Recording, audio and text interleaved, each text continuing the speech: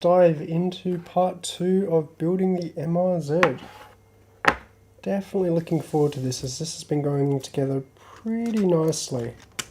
So one thing I did off camera was do a bit of the gluing. One side's a lot better than the other. This side here is completely flat. This side here was all over the place. Actually, can I get that up to the camera? Might be able to see a bit of an indent there. Yeah, just up along there. Whereas this one was smooth. I should have actually I did pre-fit these and they fitted fine, but as soon as I put super glue in, I just could not get it in. And I should have been wearing gloves. Because I was not wearing gloves, I didn't really want to get there and in there and touch the glue too much. But what I did find worked well was putting the glue in the ridge here and then putting the plastic piece on top. So both this carbon fiber piece here and the plastic bit both have ridges, and you have to make sure you line them up correctly.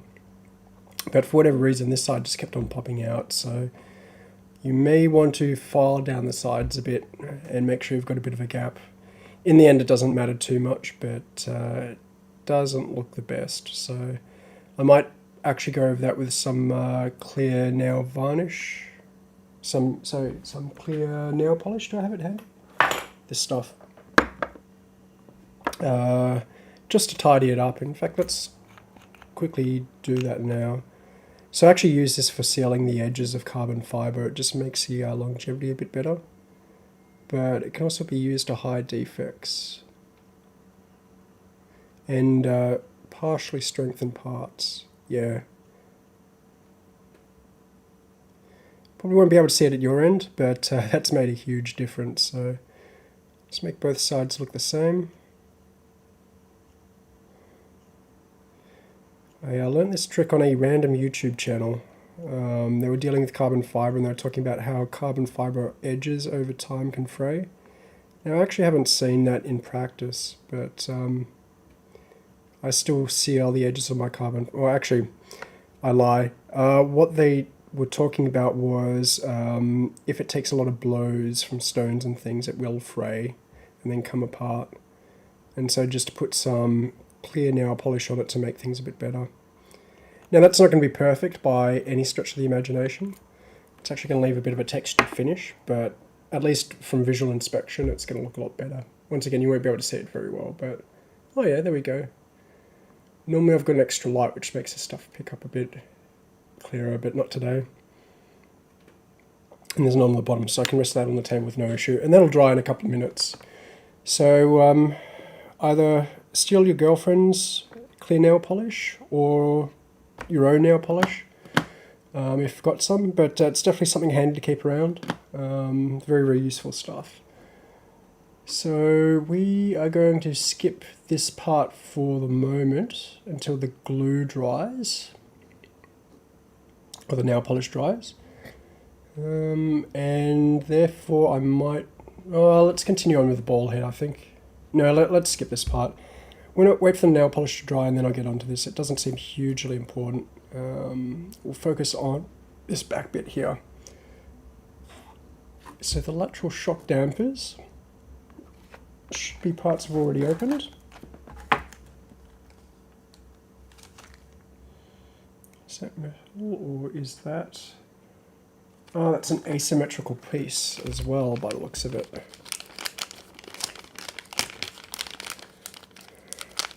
Yeah. There we go.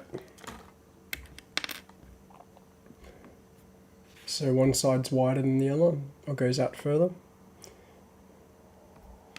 Hard to tell, but this side's longer than that side there, just because of the perspective. Let's move that there while I'm at it. Bring this back down to this side, because I was actually doing all my gluing in here, just so I didn't spread it all over the place. And it looks like we're using M24s all over the place. So these are button heads.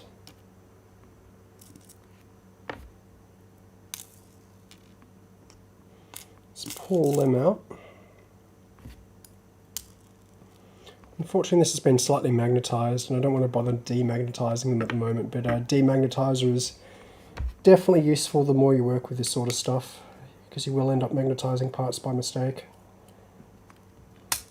That's 0.5, 0.2, 0.2, those are 0.5s.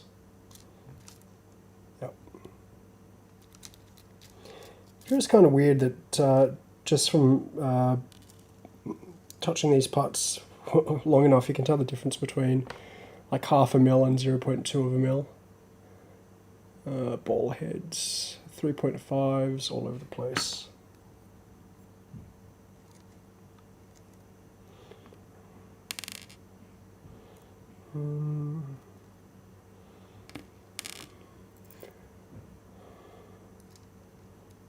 There we go.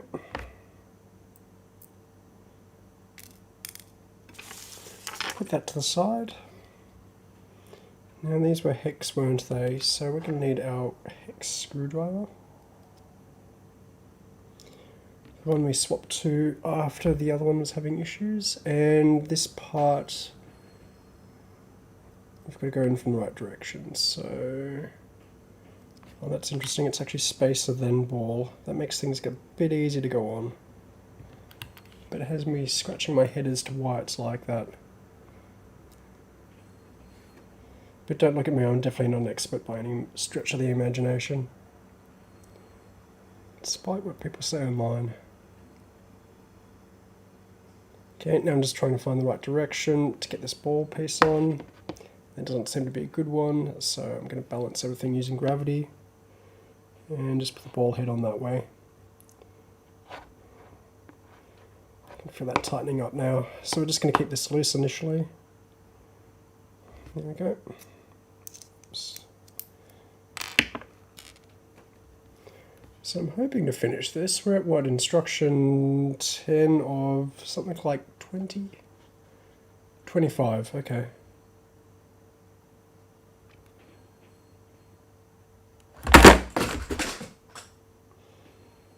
I am not having luck with that light at all.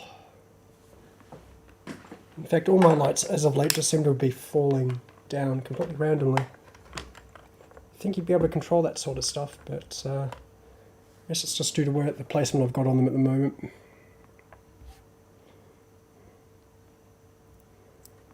So we're going to thread this on initially by hand, and then get the screwdriver in.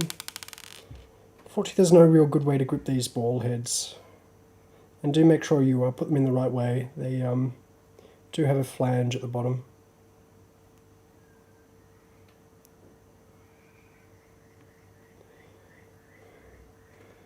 Actually, do these have a hex bit in the top? They might actually. The only problem is that my hex bit that came with the kit has stripped out.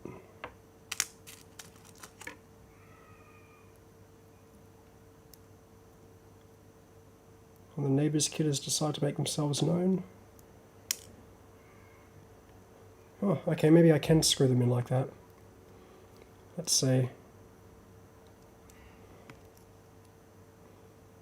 Yep, it does indeed have a hex bit in the top, so that's handy to know. It does make tightening this up a lot easier. That's not the best though. Did I strip that one out? Partially.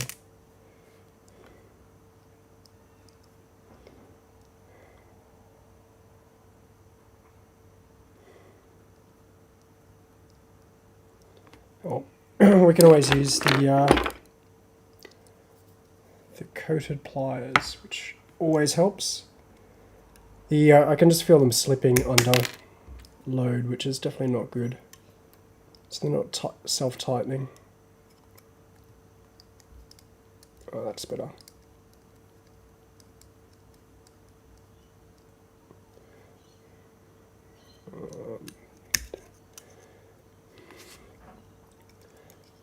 Gonna need a lot of force for this one. Doesn't seem to be tightening though. It should be good though, with any luck. Oh, we'll have to deal with it. Given that's only for suspension parts, I think we should be fine. There's not going to be a lot of torque on that. Worst case scenario, I can always come back and just go in there with a drop of Loctite. I can remember the names of everything. I actually don't know if there's a generic name for Loctite, which is funny.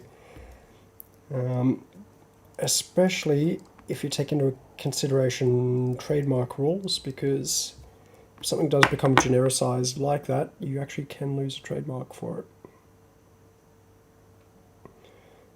So over here, Glad Wrap is a thing. In the US, I believe they call it Saran Wrap, but over here, there's only one brand that produces, like Glad Wrap's actually a brand name, but it's just so commonly known that over here it would be, the generic name is actually the Glad Wrap. So it'd be interesting to see if they've got a trademark over here for that.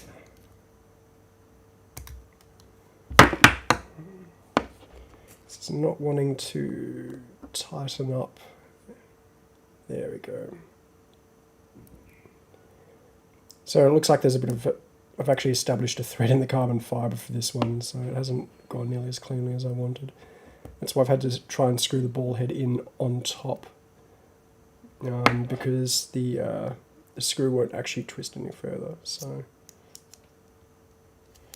okay, so we now have the suspension set up. Just making sure that that's tight enough. Finger tight is all I really want at this point. As I said, we'll Loctite it if it's going to become an issue. So these damper tubes are going to be interesting. So I'm going to have to open another bag, I think, but it doesn't really indicate which bag we need to open. So let's just start digging through this. Hey, Drew Fox. Soldering tweezers, yeah. So speaking of knives, I've got an incredibly large collection. I was only looking at it the other day and didn't realise I had so many. Okay, so this looks like bag 8 I need to be opening. Yes, bag 8 does seem to be dedicated to suspension parts on the rear.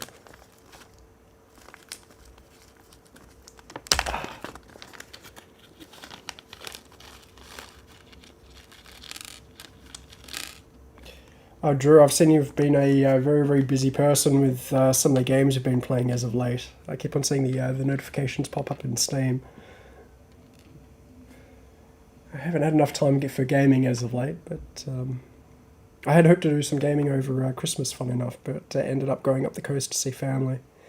So for those of you who are not aware, I currently live in Sydney, and we've got very, very low, like, double-digit cases of COVID-19.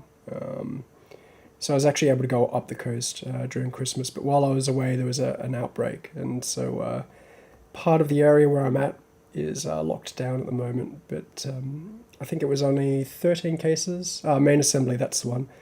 It was 13 cases on like the first 2 days of my holidays, and then I still think it's single or possibly triple digits, but nowhere near as bad as other places in the world at the moment.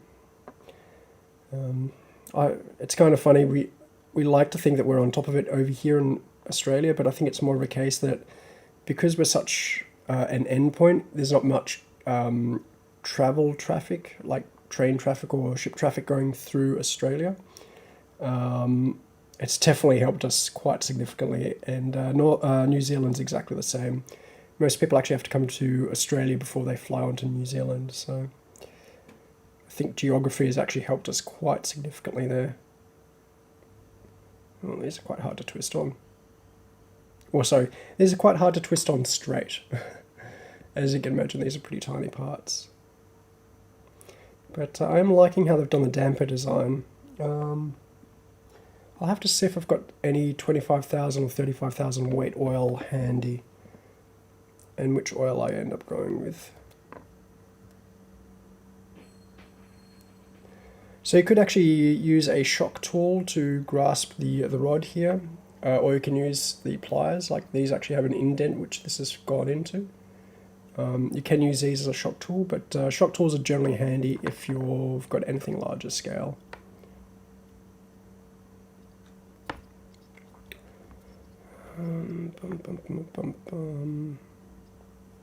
Actually, one other project I should show off is I picked up a Matchbox car, and I can't find it now. Where it is? Because I've been trying to chuck one of the Stromkind driving units into a custom body like that. So it's going to need a bit of filing and soldering down, but this is another project I've been working on in the background. In fact, that's where my other screwdriver went. So now I've got that. That's a good thing. Let's grab these and just see if it's the Capo Cub 1. No, is this another one of those crazy tiny cars four-wheel drives you've been trying to find? Because I'm still interested in that other one you sent me. I'm still very interested in that, but I haven't been able to locate it anywhere yet. Anywhere sane, I should say. I've had that drift car for a while. I absolutely hate it. I just find the Bluetooth and the gyroscopic turning to be absolutely horrible. That's why I've got the D Nanos instead. I found the D Nanos a lot more enjoyable. So I've got 2 or 3 D Nanos now, and that's why I bought the EX. That's why I bought the EX6 as well for the D Nanos, because you can't upgrade them from ASF.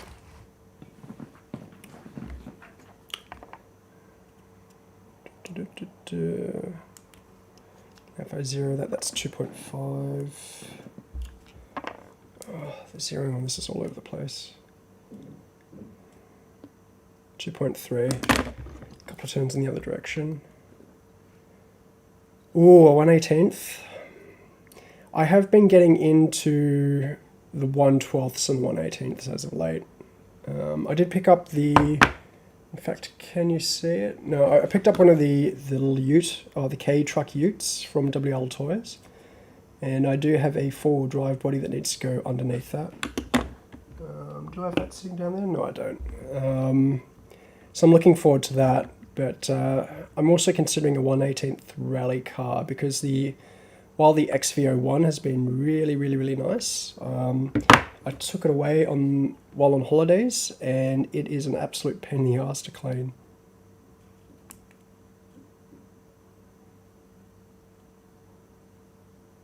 Two. Okay, perfect.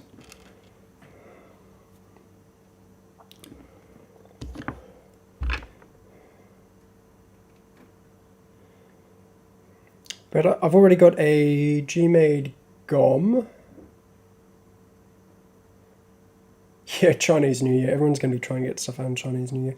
I've got a G-Made GOM that I've been enjoying a lot. And then I've got another 4-wheel drive. Do I? No, I don't. I've only got the tank track. Well, I've got 2 of these. I've got the Jimny with the upgraded brushless. It still needs a tiny bit of work, and I've got that one, which I'm keeping bog stock. But I did discover, interestingly enough, that the 20,000 weight versus 10,000 weight in the shocks makes a huge difference depending on the type of terrain you're going over in the Mini Z. So I've actually got some shocks at 20,000, some at 10,000. And you use 10,000 for when the terrain's a bit more uneven, and the 20,000 for when it's a bit more flat and you just want to get some speed. They're the 1/24th tracks for the Mini Z. So they arrived Friday? No, Thursday last week. So just before the New Year, if I remember correctly. Let's zero that out. Yeah, the Kuro King I'm definitely interested in. But I'm willing to wait on that. Like, that looked like a nice little chassis. The only thing is it didn't seem as extendable as the other 4x4 chassis I've got that I'm using for the... I've completely blanked, the Dakar truck. Because the thing I liked about that is the wheelbase was adjustable. And it looks like it's fairly fixed on the Kuro King. But that said, the Kuro King, like, as soon as that's on the market, I'll be buying one of those. 1/24th, 1.25. This is really not adjusting easily. Maybe I need more force.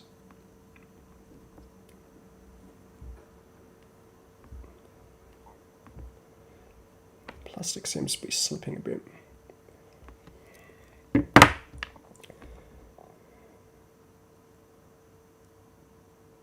Yep, okay, cool. They seem about the same length now. Now, these tubes have a hole in them, which is really, really interesting. So, I can feel it catching, but that's not... That's because I just had an angle. Okay, so they're not a really, really ultra snug fit, which is a good thing when you've got grease involved. So they do... I don't know if you can see it. Like, there is a bit of rotation there. So let's see if I've got some oil handy. I've got some 35,000 grease shock. What do they recommend? 35,000. Low viscosity ball diff oil. I had these all set up and then banged something on the table and they all fell on the floor, and I was stupid enough to not put everything back where I found it.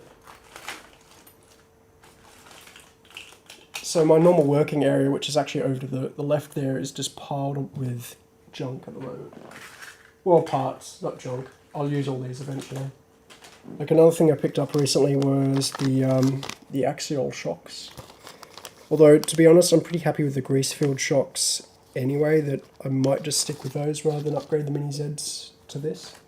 I think the reason you want this is because they can be sealed for oil filled. But I'm so happy with the grease-filled ones that I don't know if I'll actually bother. So if you're in Sydney and need some shocks for your Mini Z, let me know. Where would those greases? Maybe we'll just go 35,000. Yeah, let's just do that. I can always fix it up later. There's no point in really worrying about it too much. So I normally just dip it in and go around and then just wipe off the excess. And then insert it. Then pull it out and push all the stuff that's fallen out back in. In fact, I might try and fill more of the shock with oil. Or grease, I should say.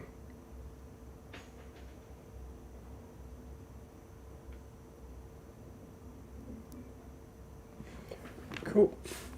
And take a tissue and just wipe off the excess.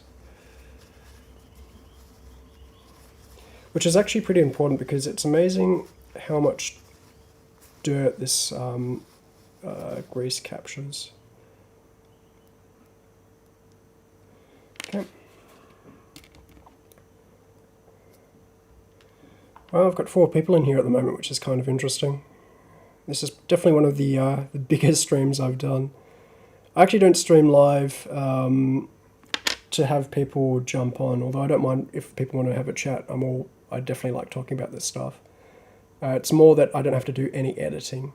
And YouTube is then a little bit faster at processing the standard definition and 4K definition versions of my video. So the other day I had the Mini Z 4x4 track video up as with the MRZ thumbnail, and I actually couldn't change that until the HD version of the video had uploaded, and that took 24 hours to upload, which was a bit insane.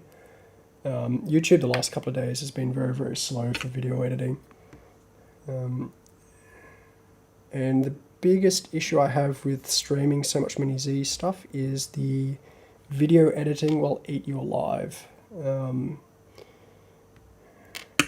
I could just do a single pass or whatever and be done with it, but I do tend to find that it's just something I don't have the tooling to do it quickly at the moment, and I need to write some programs to make it a bit faster to do, because I do want to get back to some of the older content I had where it was just the cars and interesting outdoor scenarios. So we need to we've done that. We need to do, oh, this will be interesting.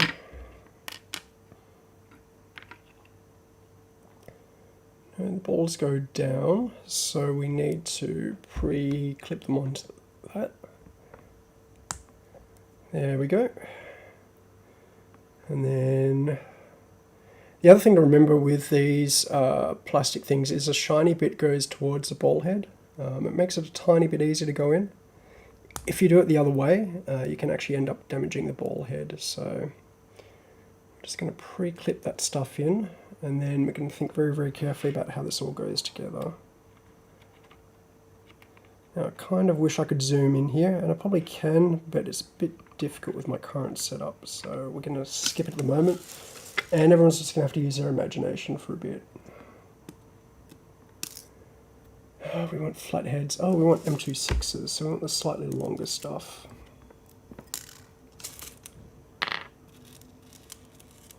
I'm going to call you an M26. You're a flat head, you're a flat head.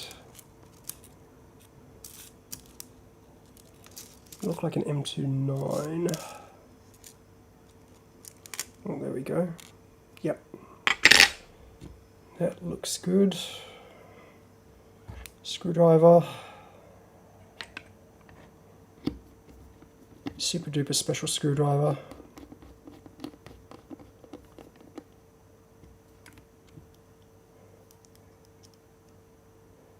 Yeah, I'm not too worried about the mold lines, to be honest, on the ball links. I could go and clean them off, but they're smooth and they're not in the wrong place. So if it was like the front ball end setup, I'd remove them. But given that these are just going to be going laterally, yeah, it doesn't bother me too much.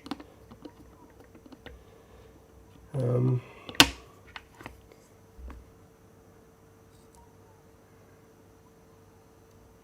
we go.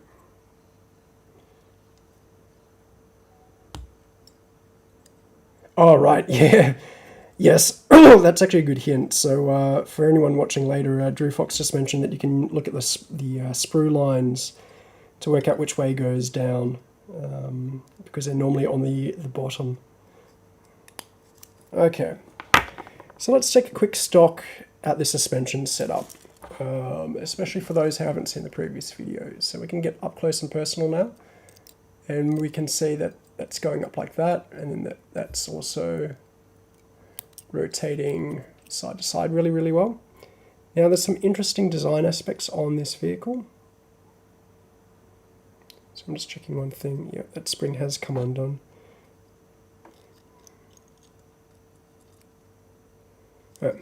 So there's an interesting thing. They've got an adjustable like diamond finger wheel thing here to adjust the spring preload.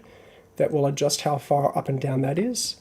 There's some spaces there to bring the rear pod up and down. And I also like that this pod is really, really tiny. I imagine it's also pretty lightweight. Now, interestingly, these are just pure dampers with no springs. And as I've said, you don't typically see this design on most of the more mainstream Mini Zs. You do see it on SD Racing's PC01, which I've been following a lot of his build videos, and I thought it was interesting that he had dampers only, and it seems to work pretty well. Actually, there we go, like that. And then they also copy the GLR with the beams down the side, so getting the center point of these beams lined up with the ball stud at the bottom here was fairly interesting, but also very, very easy to do. How to calibrate that was in my previous build instructions, so I'm just going to reduce a bit of the preload because I feel the pod is going down a bit too far at the back here. But I imagine once we get some weight on it, it will be a bit better. But I'm actually pretty happy with how this feels. So you can definitely adjust the left and right roll with these knuckles here. And you can definitely change the how much the back end rolls by changing the oil and the damper. So I've got a pretty high oil in there, so it should be fairly slow. Depending, I don't want to give recommendations on what you do for each track, but you'd probably want to buy a couple of these extra damper tubes from Atomic because of Atomic's famous ability to stop producing things, and just so that you don't have to refill them with oil. You just pop them off and pop new ones on. In fact, I'd get a paint pen. Do I have one laying around? Like this, and do that. And just mark them so you know which one is which weight. Gold was probably not a good choice there, but silver or something would probably be a lot better. Yeah, so that'd be my recommendations on that. The brass chassis is interesting, and now that I've got more on there, it definitely feels a lot more balanced. Still don't know how I feel about the weight, because I like my vehicles very, very lightweight. So we're just going to see if that nail polish has dried up, and it has. So we're going to finish this part and then put that onto there. In fact, now I know why they tell you to do it in that order, so I'm going to have to bend the suspension slightly in order to get that working. So let's pull back the carbon, let's go back in the instructions and get some carbon fiber parts out. Here we go.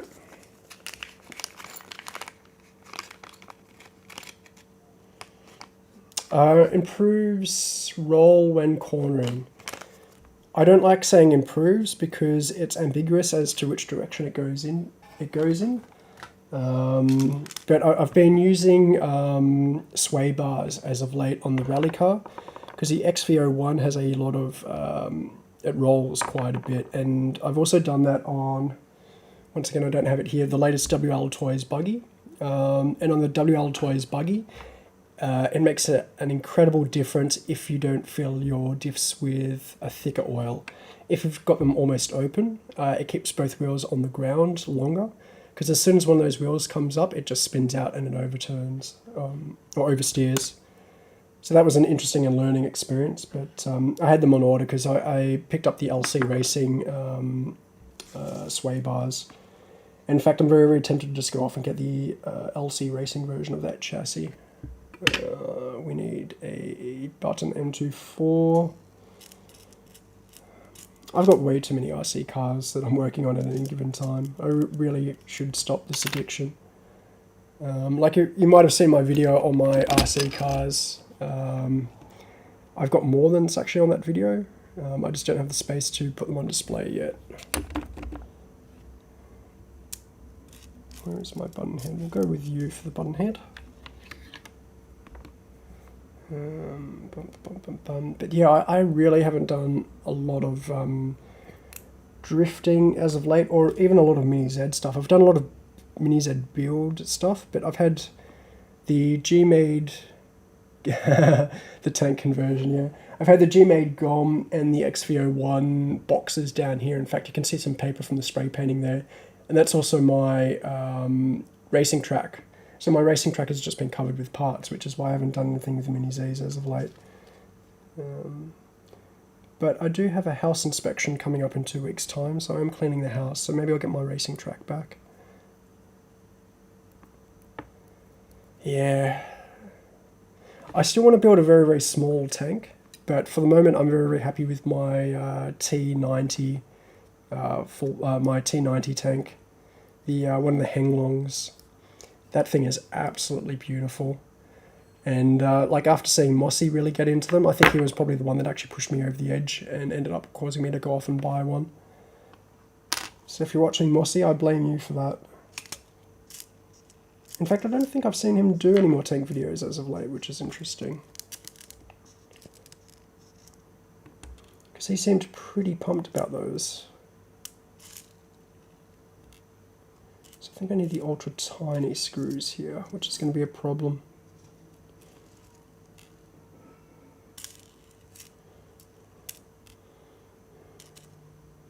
I honestly don't know where Mossy gets the finds all of those rare bodies.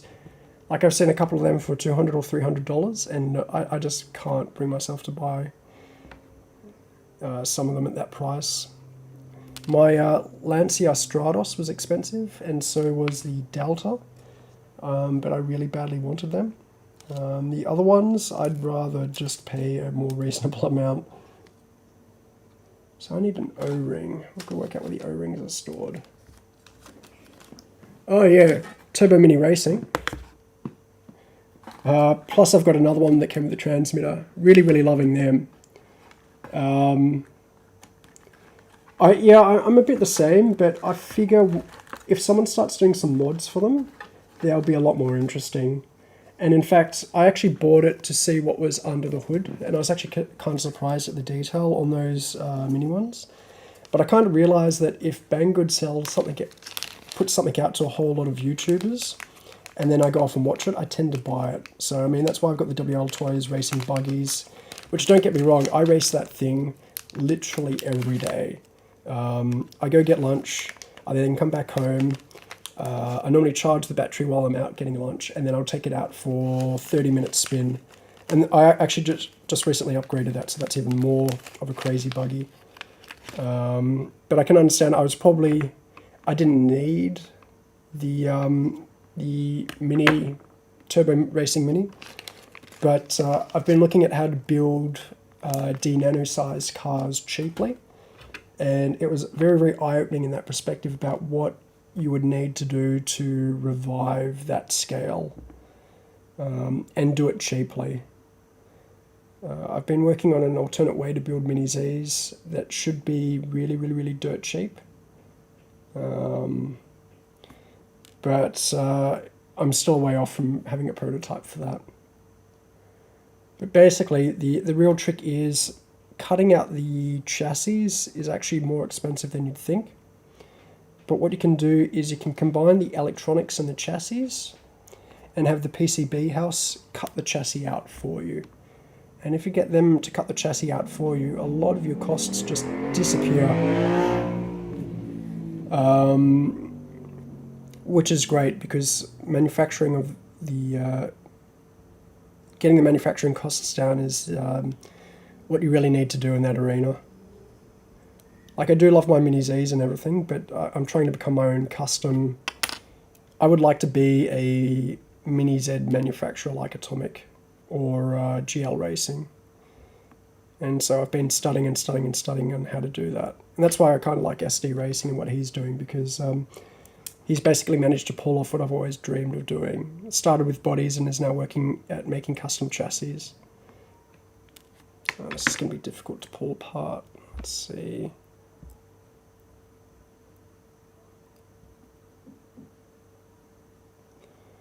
I do love the Turbo Mini Racings though. They are cool, and I suspect if you had a club to race them at, or like a small area and a bunch of people, like, they'd be great at a pub. They'd be brilliant at a pub. But unfortunately I don't drink, so that's out. Let's go for you and you. No, you're the wrong size. So this is one thing I've struggled quite a bit with the this kit is, once again, the screws. They're off by pretty large margins. I'm trying to piece out which ones are which are pretty annoying. Yeah, I've seen a lot of micro RC stuff. Like, I'm actually not on Facebook, so I'm only on Twitter, which is very, very unusual. And I've been debating about getting a Facebook account. Whether or not I want to, and if I do, it's probably going to be a business account. But I keep on, people have been posting me, or pointing me in his direction for a number of things. So, although that said, once you understand some of the basics, it's not particularly difficult to construct a chassis. It's just time consuming. But each time you do it, it becomes a little bit easier and a little bit quicker to do. So I need to hurry up and finish with my Dakar rally truck. That's actually been put on hold because normally about this time each year I've got a number of projects I work on pretty much religiously each year, programming stuff basically, and I did go back to doing that because I was without internet for basically a week, or very, very low bandwidth internet. But I'm looking to get back into that in January. I've accumulated quite a bit of time off, and I want to start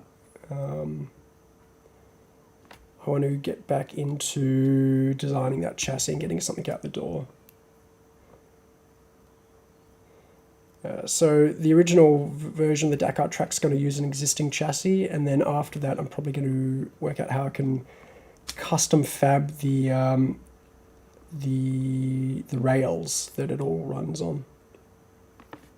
Alright, so that's pretty awesome. I'm going to make sure I don't over tighten this, but getting a bit closer.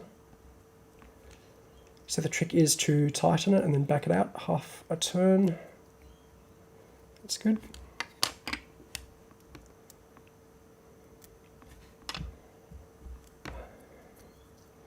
So yeah, like not being on Facebook has been a double-edged sword. It's actually one of the reasons why I've tried to grow the MRZ subreddit, which I think as of this morning we're at 1,300 people or thereabouts, which is incredible growth over the last year or so.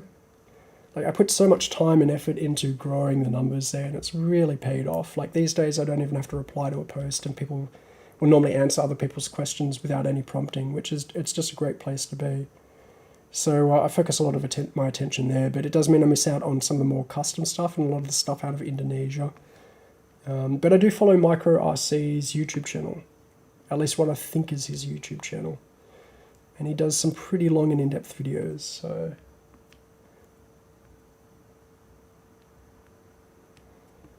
Yeah, I've been thinking more about micro 8x8s because I've got a full-sized HG pt2, so the 8-wheeler, and I love that thing. I still need to finish building it. I've got a quick run fusion to put into it and just replace the engine in it. But I kind of realize like one thing I've been struggling with is what is the point of 8-wheeling? And it's very much about load carrying. It's definitely not about grip or anything. And so I'm trying to work out where does it belong in the ecosystem of cars and such.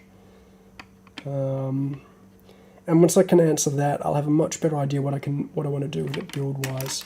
Can I put that all up on upside down? Ah, yes, I put that on all upside down. How stupid of me. That's right, that should be a quick fix. I've also been thinking about how to turn that P803 into a all-wheel steer vehicle, which is definitely doable.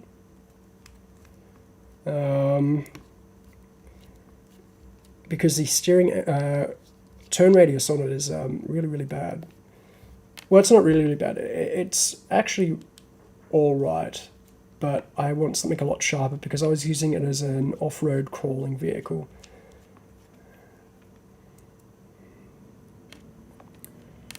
Okay, so we pop that off like that, and then we go back on like that.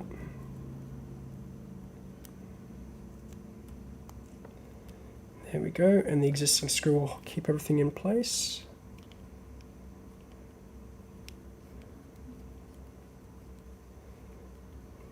Yeah, the big problem is I live in Sydney Centre, so right next to the Sydney Harbour Bridge, and there's actually not a lot of good places to do any RC stuff. Most of the RC stuff is like 50 to 60 kilometres out, which makes it a bit prohibitive for me. So I've really started to try to work out how I can start a club, which seems like a very, very indirect way to go about all of this. But I've actually got a really, really nice abandoned bowling club across the road from me.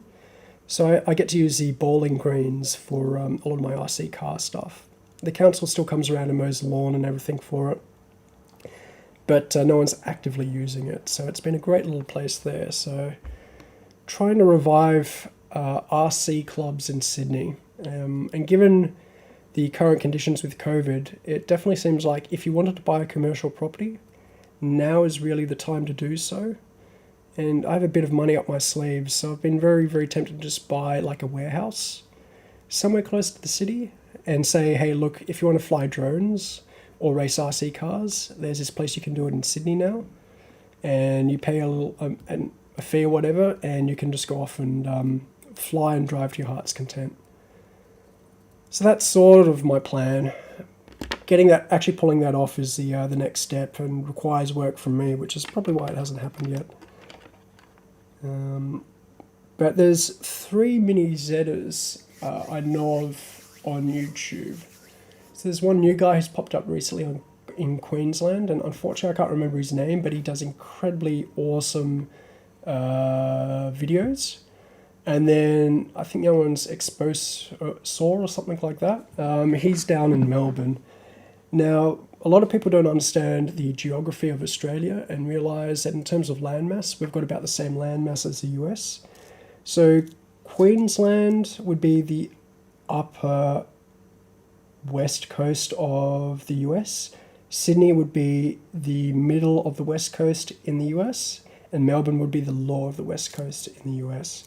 Those are the sorts of distances we're talking about. So to go from, say, Melbourne to Sydney, that's going to be like an 8-hour car trip. And our train network is pretty underdeveloped. Although that said, whenever I'm going down to Melbourne, I do love to catch the train. There's very, very few opportunities to do long-distance trains in Australia. So, yeah, so it's funny you mentioned that, Drew. A lot of us have actually been thinking about... So I'm going to have a drink while we're doing this. It takes a lot to talk for this long.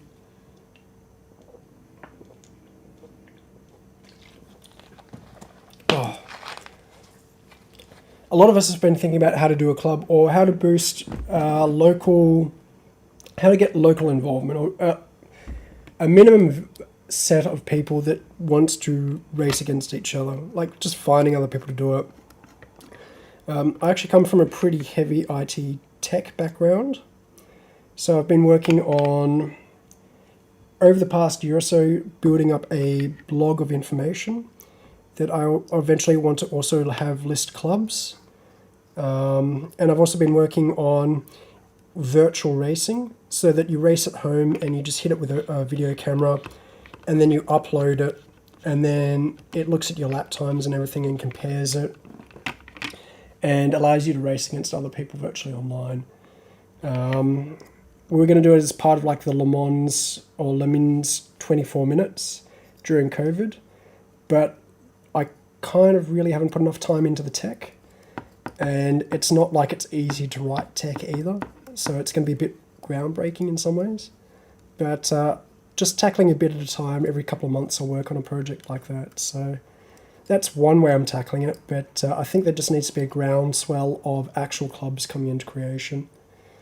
And it would be nice if someone does go off and creates a club and then creates a template of how to go off and create a racing club, because I think that'll help and inspire a lot of people and help take a lot of the hard work out of it.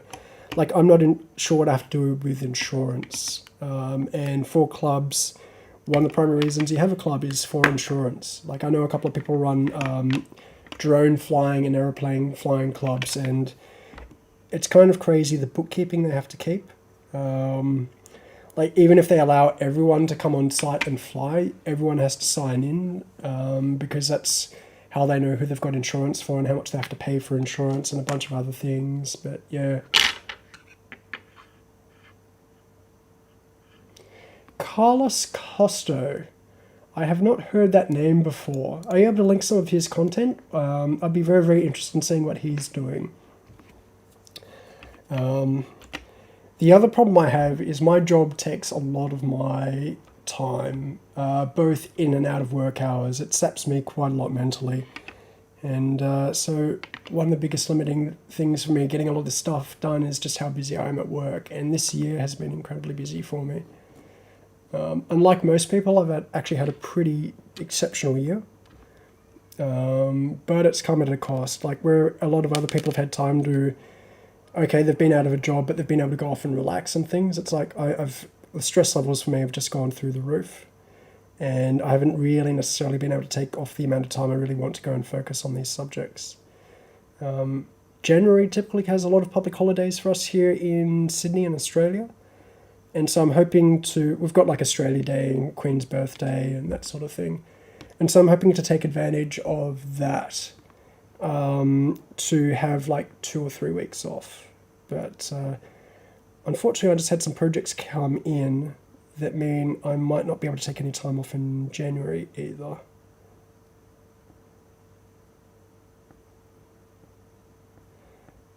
That's another reason why I've been looking at not necessarily making a club, but making a commercial entity that owns a bit of land where you can, like a warehouse where you can actually fly on. Because if you can do that and start making money off it, as long as it's self-sustaining, that would be very, very nice.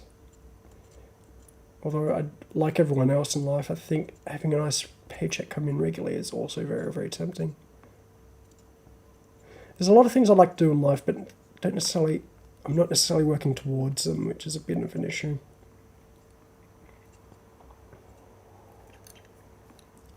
Come on.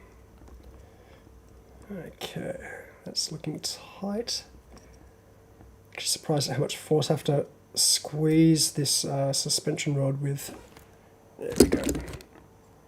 So I'm going to put 35,000 on this.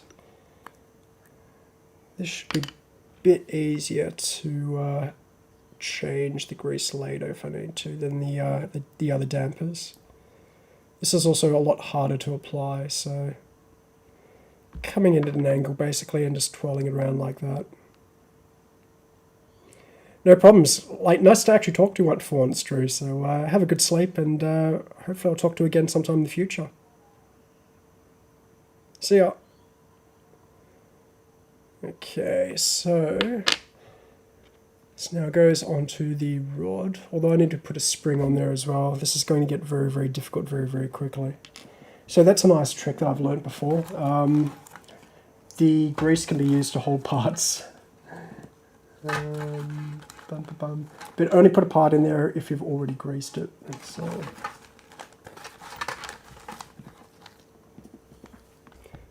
okay, so which spring does it want? It wants a 3mm long spring.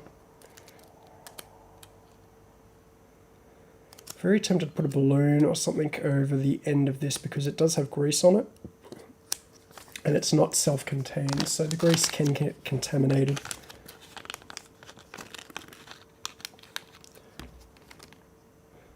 So I'm just going to break these springs up.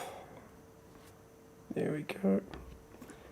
So this big spring goes on the outside, and then we've got two small red springs the same size, so I'm assuming they're front suspension. And then we've got this other spring that does look to be about 3mm in size, so we'll go with that.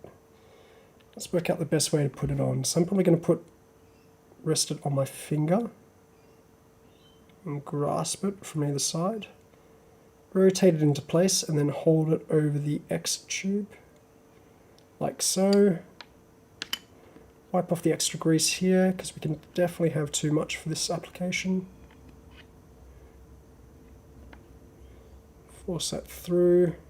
Oh, this is messy. And there we go with the spring. So what do they want after that? They want a black thing. Just pull that out lightly. This is actually pretty complex and very easy to screw up.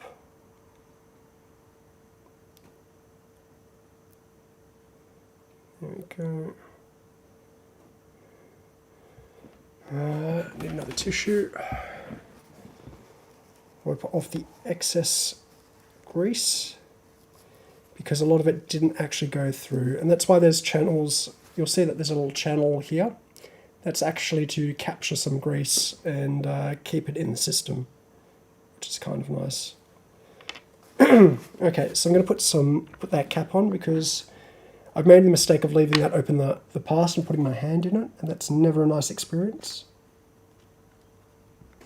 So we'll grab one of these little grub nuts, work out if we can get this hex head into it.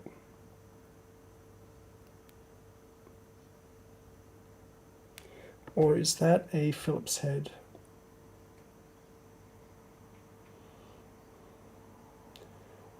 Oh, it's a Phillips head. Now, even if you don't wear glasses, either have a magnifying glass handy or wear a pair of cheap glasses when doing this. It will definitely help your eyes in the long term, especially if you're tired. I'm sort of on the cusp of requiring glasses, and it definitely helps in things like this. So we'll just twist that on. Once it's in, we can start aligning everything, so that's in now. So I'm going to push that in all the way, and then I'm grasping the orange thing like that, like a syringe. I'm going to get that in there, push it all the way to the bottom, and then tighten it while I'm doing so. Okay, that sounded like it'd be easier to do than it actually was, so let's try that again.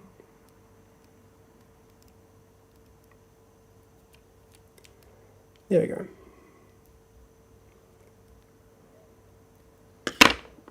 And then that should spring like that. Except now this is off at the wrong angle, so we're going to have to untie and redo that.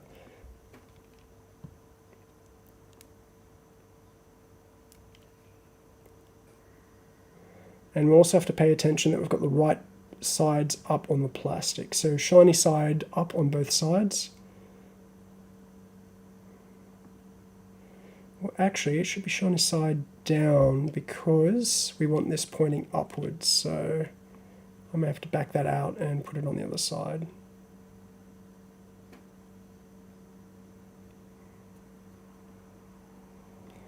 Once again, something that's not easy to show is that shininess. So push everything to one side, partially tighten, eyeball it, make sure everything's aligned. So you're actually trying to do three things here, which are all very, very difficult. One is get this little ball head perfectly flat relative to the top half. Then you also want to be pushing that in, and you also want to be pushing this all the way up to the top, also all while tightening that screw. And that's actually pretty difficult now that I think about it. So I'm surprised we managed to do it almost first go. You just want to make sure that that's tight. This rod does seem to be a fairly soft metal, which is good. Now we put the spring on the back. Oh, the spring is very hard to get on, like they say. Just make sure I'm not holding anything while I'm doing that. If I had known it was going to be this hard, I actually would have done it earlier. And I do think the 35,000 weight oil was the way to go on this main spring. The rear dampers, I'm not so sure, but definitely on the main rear spring that we're working on. Actually, what are we coming up to? 1 hour. I think I might leave the front suspension for a separate video, but we'll see how I feel in a moment. This is not going on at all. There's a couple of ways to do it.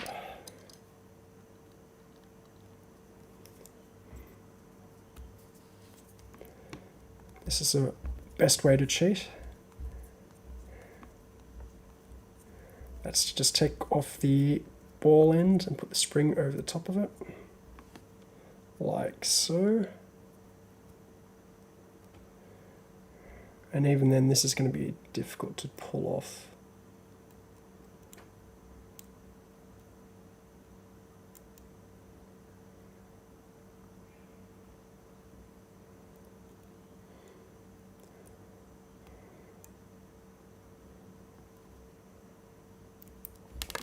Oops. Yeah, not liking me at all.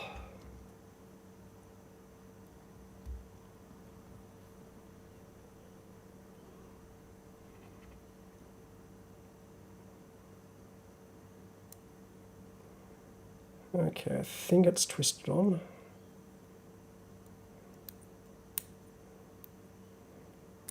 If it has, we can go back a bit.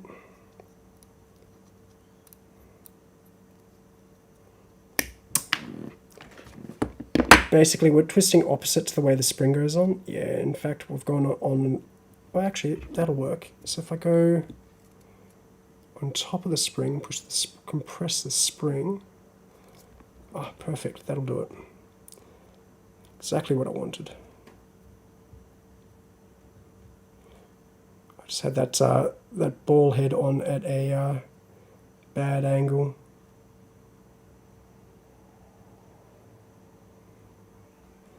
You want to make sure you keep these straight.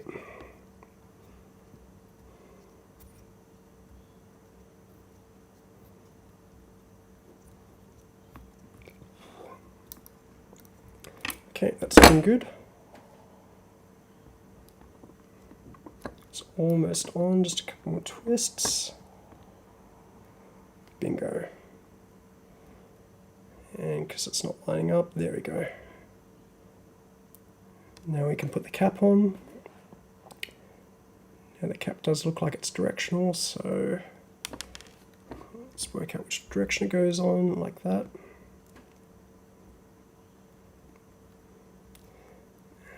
So hopefully the instructions that I'm reading off are actually available in the notes at the bottom in case anyone wants to be following along as well. But that's basically it now. We've got a complete suspension setup that springs in both directions and is dampened. Let's put that on now. I must say the one nice thing about this chassis so far is everything is just super solid. There is no flex anywhere.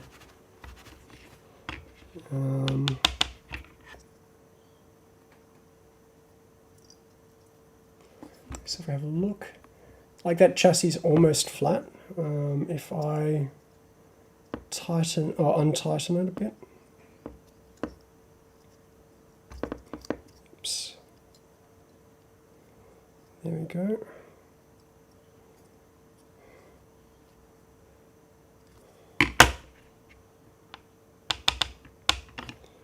Yeah, look at that.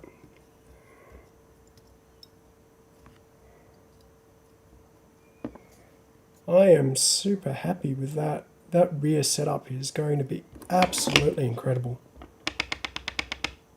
So hats off to Atomic. I'm impressed with that. That is... The front part feels solid, especially with the carbon fibers, and the back end feels solid, but the mating and connection between the two is just super, super smooth. But it's not, you can tell it's only going along the dimensions it's supposed to be. That is an impressive piece of engineering.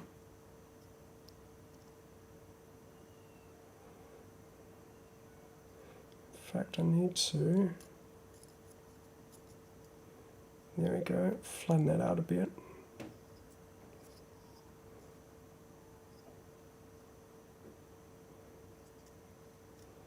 That's interesting, that's asymmetrical. You could have a lot of fun with this, I think.